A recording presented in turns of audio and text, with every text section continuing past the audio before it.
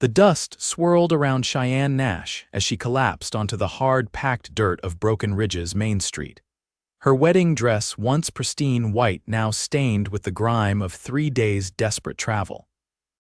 The townsfolk passing by merely averted their eyes, pretending not to notice the fallen woman in tattered bridal attire, her face hollow from hunger, her lips cracked from thirst.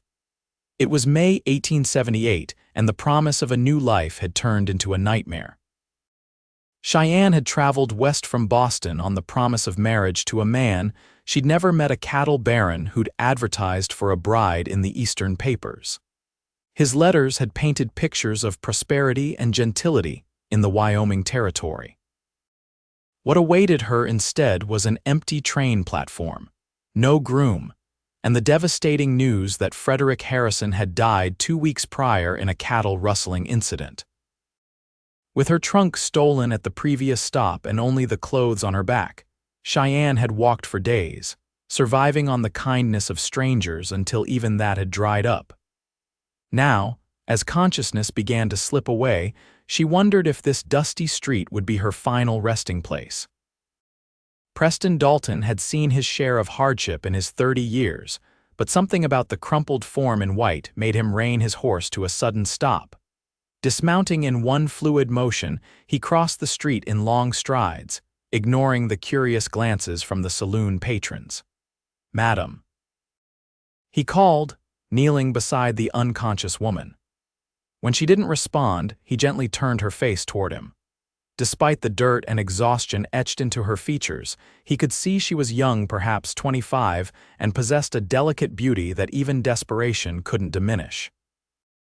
Without hesitation, Preston shrugged off his long leather duster and wrapped it around her frail shoulders. He scooped her up as if she weighed nothing, cradling her against his chest. "Someone fetch Doc Miller," he shouted to the gathering onlookers before carrying Cheyenne to his horse. The town's hotel owner, Mrs. Abigail Winters, rushed forward. "Bring her to the hotel, Preston. I've got a room she can use." Preston nodded gratefully. Abigail was one of the few decent souls in Broken Ridge who wouldn't turn away someone in need. As he carried Cheyenne toward the modest 2-story building, he felt her stir slightly in his arms, her eyelids fluttered open, revealing eyes the color of summer sage. "Where?" She managed, her voice barely a whisper. "You're safe now, madam," Preston said, his voice low and reassuring. "I'm taking you somewhere you can rest, my wedding," she murmured before slipping back into unconsciousness. "Wedding?" Preston glanced down at her dress, understanding dawning. She was a bride, but where was her groom? And what circumstances had led her to collapse alone in the street of a frontier town? At the hotel, Abigail quickly prepared a room, sending her young helper to fetch water and broth.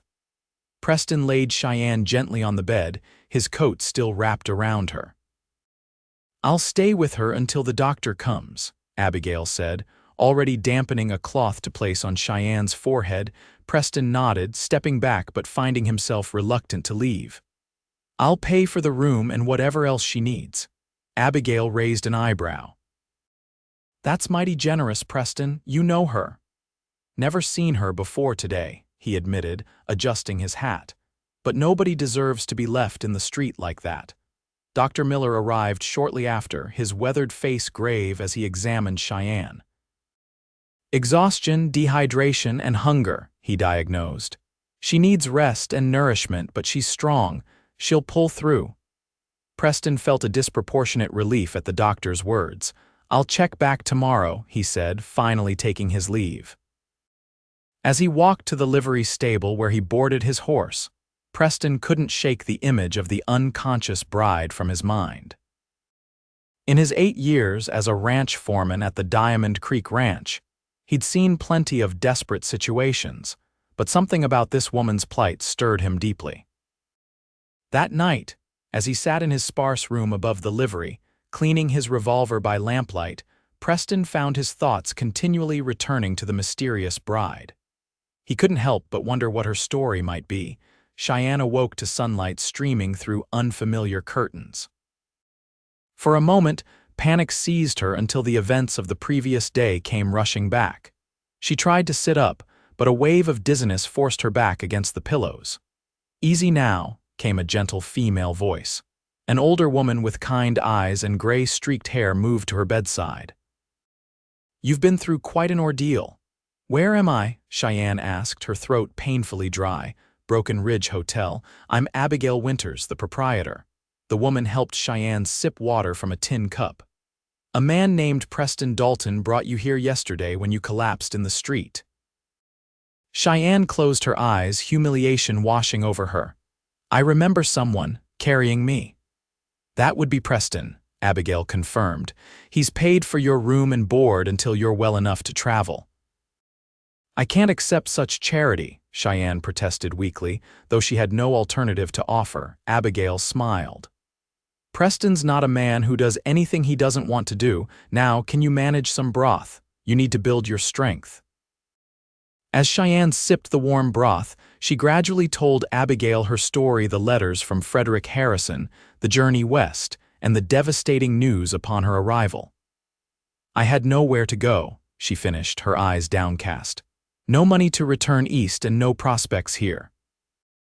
Abigail patted her hand sympathetically. "This territory can be cruel, but there are good people here too.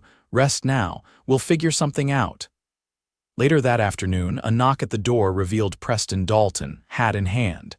Cheyenne was struck by his appearance in the clear light of day. Tall and broad-shouldered, with sun-bronzed skin and eyes the color of a storm-darkened sky, he carried himself with quiet confidence.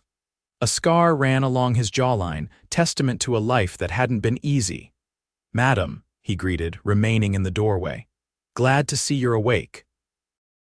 "Mr. Dalton," Cheyenne acknowledged, suddenly conscious of her disheveled appearance.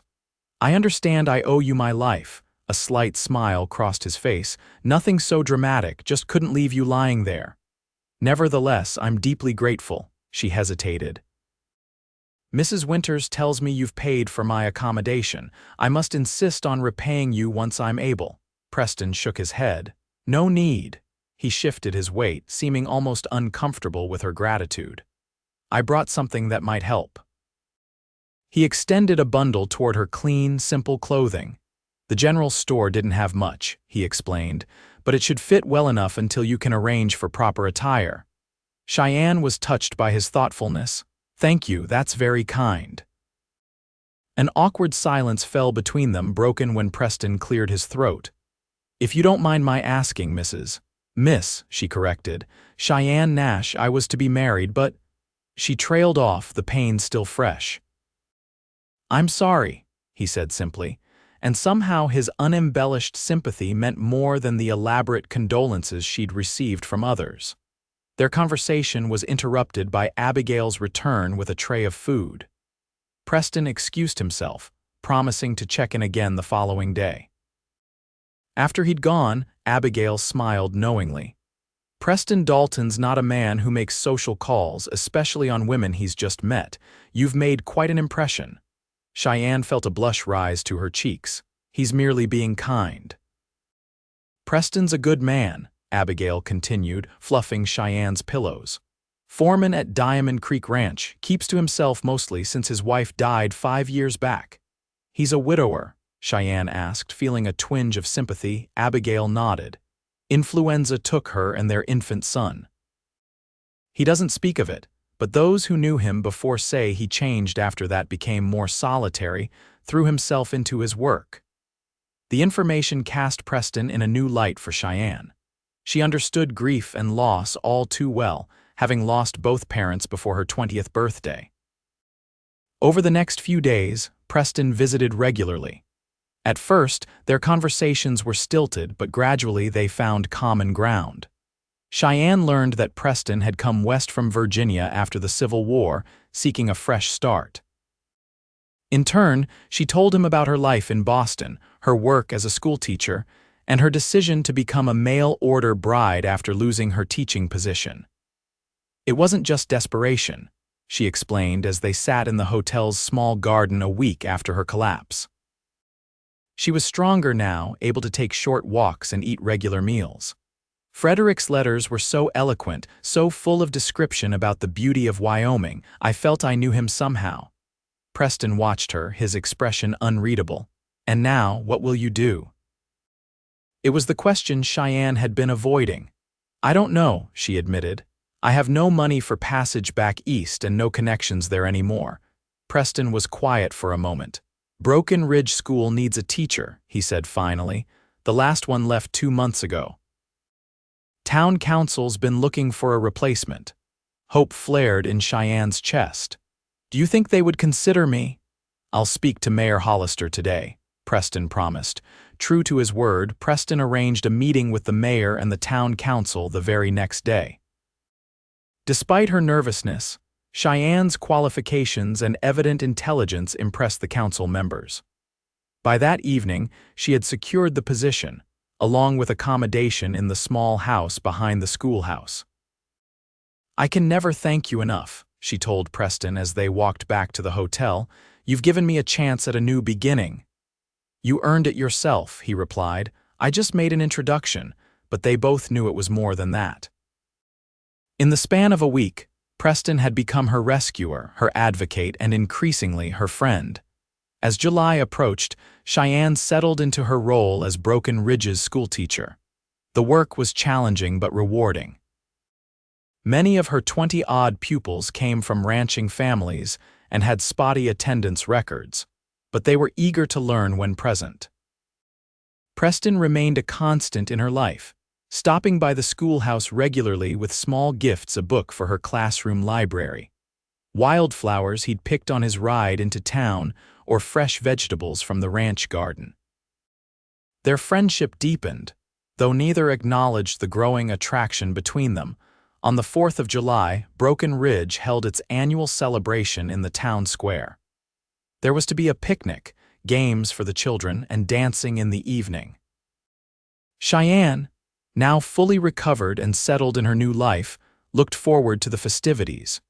She wore her best dress, a blue calico that Abigail had helped her make, and arranged her honey blonde hair in a becoming style. As she walked toward the town square, she spotted Preston waiting at the corner, more formally dressed than she'd ever seen him, his dark hair neatly combed. Miss Nash, he greeted, his eyes appreciative. You look lovely. Thank you, Mr. Dalton, she replied, accepting his offered arm. You're quite handsome yourself. A trace of color appeared on his tan cheeks. Thought I'd make an effort, seeing as it's a special occasion. The celebration was lively, with tables groaning under the weight of food contributed by the townsfolk. Cheyenne found herself welcomed warmly, her position as teacher giving her automatic standing in the community. As twilight fell and lanterns were lit for the dancing, Preston approached her again. Would you do me the honor? He asked, extending his hand as the fiddle struck up a waltz. Cheyenne hesitated only briefly before placing her hand in his. I should warn you, I'm not very practiced at dancing. His smile was reassuring. Neither am I, we'll muddle through together. They moved awkwardly at first, but soon found their rhythm. Preston's hand at her waist was steady, his steps more graceful than he'd claimed. As they circled the makeshift dance floor, Cheyenne became increasingly aware of his proximity, the clean scent of soap and leather that surrounded him, the strength in his arms as he guided her through the steps. You're a natural, he murmured, his eyes never leaving hers. I have a good partner, she replied softly. Something shifted between them in that moment, an acknowledgement of feelings that had been building since that first day when he'd wrapped his coat around her. The spell was broken by a commotion at the edge of the square. 3 men on horseback rode into town, clearly intoxicated and looking for trouble. Cheyenne recognized them as ranch hands from the neighboring Triple B Ranch, known for their rowdy behavior. Preston's expression darkened. Stay here, he instructed, releasing her and moving toward the disturbance. The leader of the group, a burly man with a week's growth of beard, spotted Preston. Well, if it ain't Diamond Creek's pet foreman, he sneered, dismounting unsteadily. Evening, Tucker, Preston replied evenly. Town's having a celebration. Why don't you boys ride on to wherever you were headed? Tucker spat on the ground. Public street, ain't it? We go where we please. The tension was palpable as other men from the celebration moved to stand behind Preston. Sheriff Collins pushed through the crowd, his hand resting on his holstered gun. "That's enough, Tucker," the sheriff warned. "Either join the celebration peacefully or move along." For a tense moment, it seemed Tucker might challenge the order, then he shrugged, affecting nonchalance. "Place is too dull anyway. Come on, boys." As the troublemakers mounted their horses, Tucker's gaze fell on Cheyenne, who had moved closer despite Preston's instruction. A slow, unpleasant smile spread across his face. "Well now, who's this pretty thing?" he drawled. "Don't believe we've been introduced." Preston stepped between them. "Miss Nash is our schoolteacher, and she's not interested in making your acquaintance." Tucker laughed, the sound ugly. "Schoolteacher, huh? Mighty protective of her, ain't you, Dalton? Found yourself a new woman after all these years." Preston's hands clenched into fists, but he maintained his composure. "Time for you to leave, Tucker." With a final leering glance at Cheyenne, Tucker wheeled his horse around. "This ain't finished," he called over his shoulder as the three men galloped away. The celebration resumed, but the carefree atmosphere had been dampened. Preston remained tense, his eyes frequently scanning the edges of the gathering. "Are you all right?" Cheyenne asked quietly when they found a moment alone. Preston nodded, his expression grim. "I'm fine. It's you I'm worried about. Tucker Simmons has a reputation for holding grudges and causing trouble." "I can take care of myself," she assured him, though the encounter had unnerved her. His eyes softened. "I know you can, but I'd still like to see you safely home." As they walked toward her small house behind the schoolhouse, the night air cool after the day's heat, Cheyenne found herself reluctant for their evening to end. At her door, she turned to face him. "Would you like to come in for coffee?" she offered, surprising herself with her boldness. Preston hesitated, conflict evident in his eyes. "I should get back to the ranch," he said finally, though he made no move to leave. Cheyenne felt a flicker of disappointment. "Of course." "Thank you for escorting me." "Cheyenne," he said suddenly, using her given name for the first time. The sound of it in his deep voice sent a shiver through her. "I'm not good at this, at expressing myself." She waited, heart beating faster. "These past weeks," he continued, "getting to know you, it's been—" He trailed off, frustrated by his inability to find the right words. "It's been important to me too," she offered gently. He looked at her then, his gaze intense. "I never expected to feel this way again. After Sarah died, I thought that part of me was gone for good." Cheyenne reached out, touching his arm lightly. "I understand, truly." Without warning, Preston stepped closer, his hand coming up to cup her cheek. "May I kiss you?" he asked, his voice rough with emotion. Instead of answering, Cheyenne rose on her tiptoes, pressing her lips to his. The kiss was tentative at first, then deepened as Preston's arms encircled her waist, drawing her closer. When they finally broke apart, both were breathing unevenly. "I should go," Preston said reluctantly, "before I forget myself completely." Cheyenne nodded, though everything in her wanted him to stay. "Will I see you tomorrow?" His smile was tender. "Wild horses couldn't keep me away." The weeks that followed were the happiest of Cheyenne's life. As summer ripened toward fall, so did her relationship with Preston. They spent every moment they could together riding in the hills surrounding Broken Ridge, picnicking by the creek, or simply sitting on her porch in the evening, talking until the stars came out. Preston, initially reserved, gradually opened up about his past, his childhood in Virginia. His brief service in the Confederate Army as a very young man, his marriage to Sarah and their dreams of starting a family, and the devastating loss that had sent him retreating into solitude. After they died, he confessed one evening as they sat side by side on her porch swing, "I didn't want to live anymore. The only thing that kept me going was work, exhausting myself so completely that I could sleep without dreaming." Cheyenne squeezed his hand. "And now?" He looked at her, his eyes filled with an emotion that made her breath catch. "Now I'm starting to remember what it feels like to look forward to tomorrow." Their courtship progressed with the measured pace of two people who had experienced loss and weren't taking this second chance lightly. By late August, Preston was a regular visitor at the schoolhouse, often staying for supper and lingering into the evening. The town buzzed with speculation about when an engagement might be announced, but not everyone viewed their relationship favorably. Tucker Simmons, still smarting from his public humiliation at the 4th of July celebration, watched their happiness with malevolent interest. Twice, Cheyenne spotted him observing her from a distance as she walked through town. When she mentioned these incidents to Preston, his concern was evident. "Maybe you should stay with Abigail for a while," he suggested. "At least until Tucker loses interest or moves on." Cheyenne refused. "I won't be intimidated. This is my home now." September brought the start of a new school term, and Cheyenne threw herself into preparations. With 5 new students enrolling, she needed additional desks, which Preston helped her build on the weekends. One Friday afternoon, as she was dismissing her pupils, she noticed Tucker Simmons leaning against a tree across from the schoolhouse. The sight of him sent a chill through her, but she maintained her composure, ensuring all her students were safely on their way before retreating inside and locking the door. Through the window, she watched as Tucker remained in place, smoking lazily and occasionally glancing toward the schoolhouse. Cheyenne considered her options. Preston wasn't expected until later that evening. Sheriff Collins' office was several blocks away. Drawing a deep breath, she decided to confront the situation directly. Opening the door, she stepped onto the porch. "Mr. Simmons," she called, her voice steadier than she felt.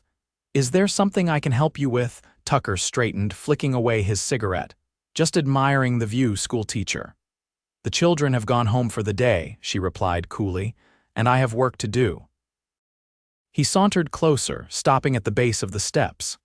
"Ain't interested in the children," he said, his eyes traveling over her in a way that made her skin crawl. "Been watching you and Dalton, getting mighty cozy, aren't you?" Cheyenne lifted her chin. "My personal affairs are none of your concern, Mr. Simmons.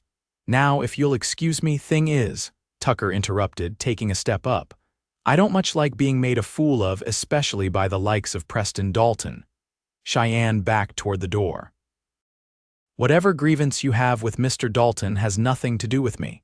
Tucker's smile was unpleasant. "That's where you're wrong, sweetheart. Man cares about something, it becomes a weakness, and Dalton sure seems to care about you." Fear rose in Cheyenne's throat, but she refused to show it. "Leave now, or I'll scream. The Hendersons live just next door." Tucker paused, then shrugged, affecting casualness. "No need for that, just having a friendly conversation." He backed down the steps. "Tell Dalton I said hello." As soon as he was out of sight, Cheyenne rushed inside, her hands shaking as she bolted the door. She sank into her chair, trying to calm her racing heart. Tucker's implied threat had been clear. He intended to use her to get to Preston. When Preston arrived that evening, she told him about the encounter.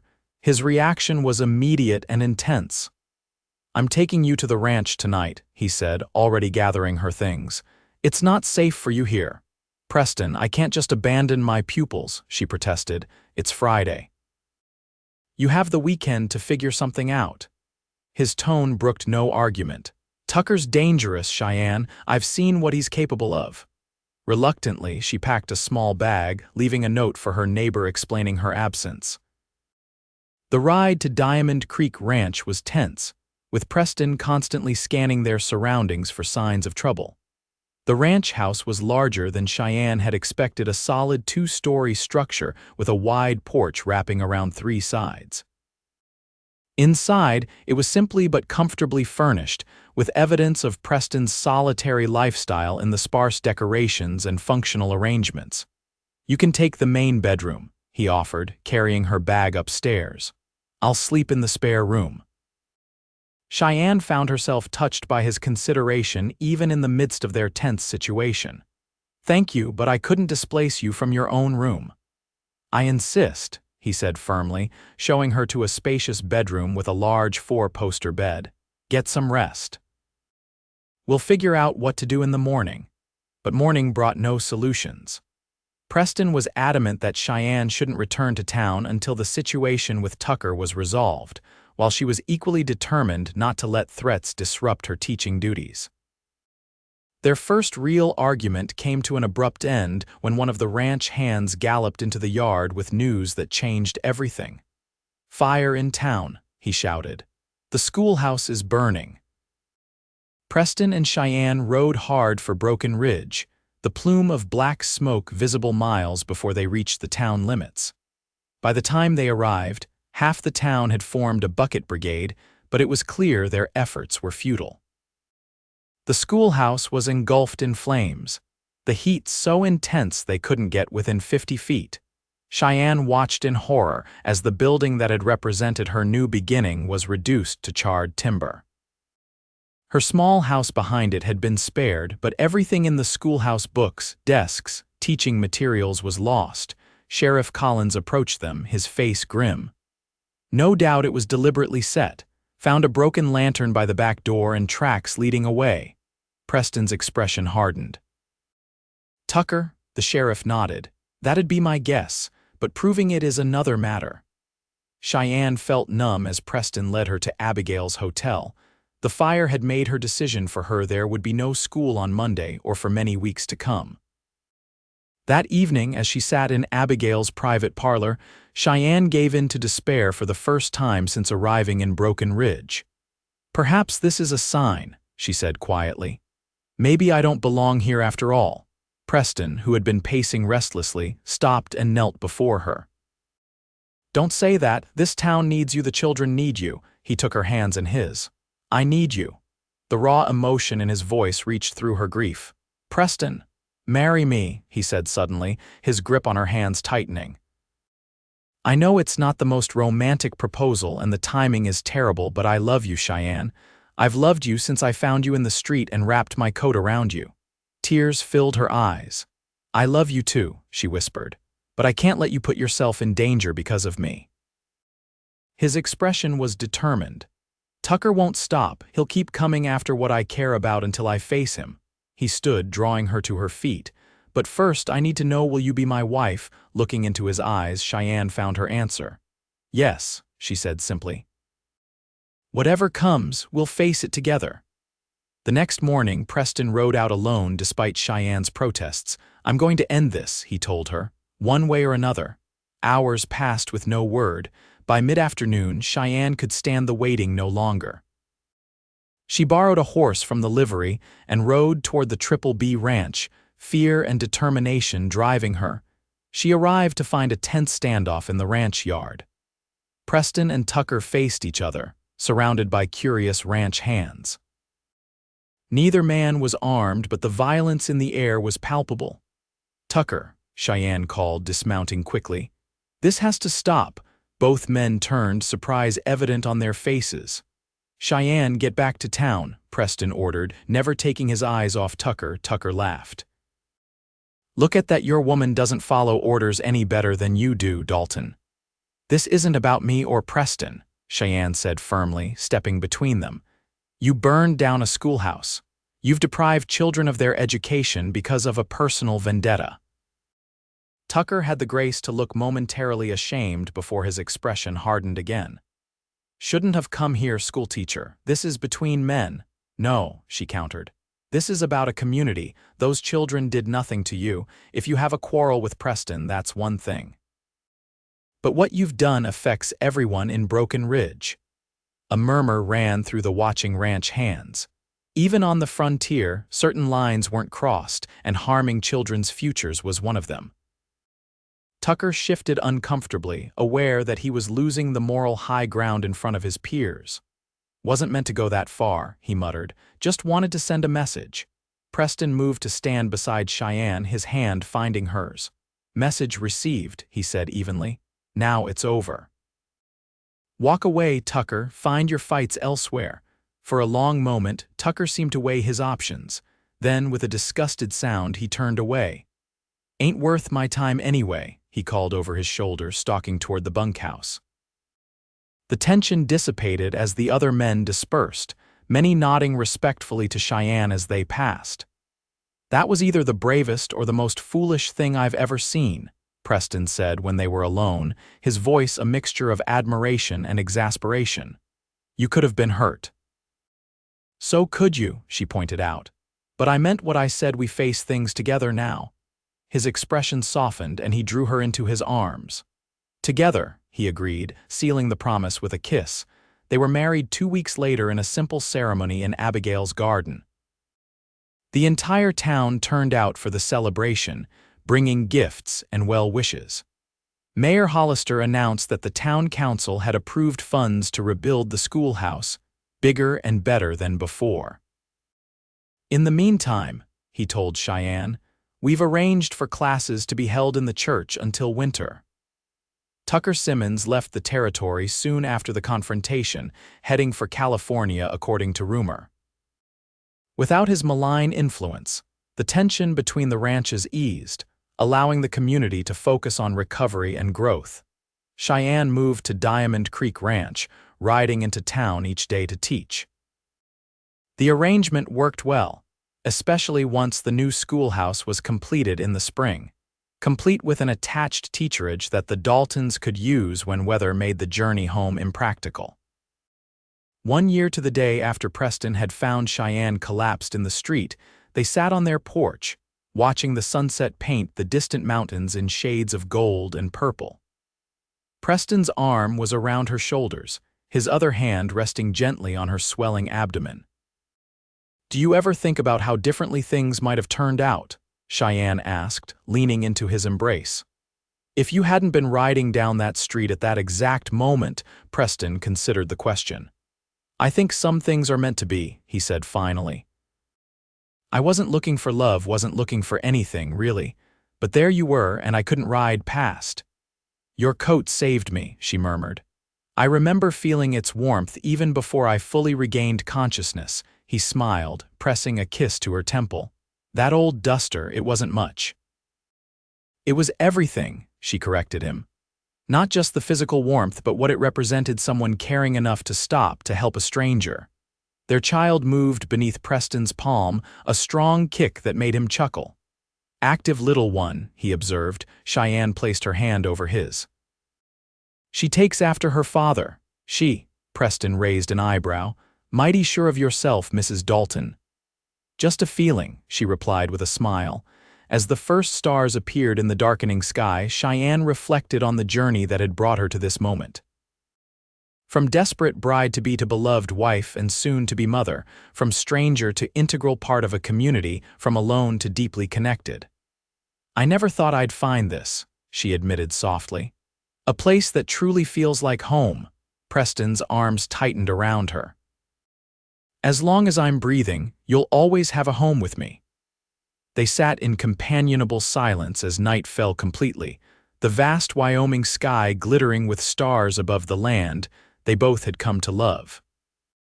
The future stretched before them, full of promise and possibility, a future they would build together, day by day, season by season, with the same strength and determination that had brought them through adversity to find each other. And though the leather duster that had once wrapped around a starving bride now hung on a peg by their door, rarely used, its significance remained.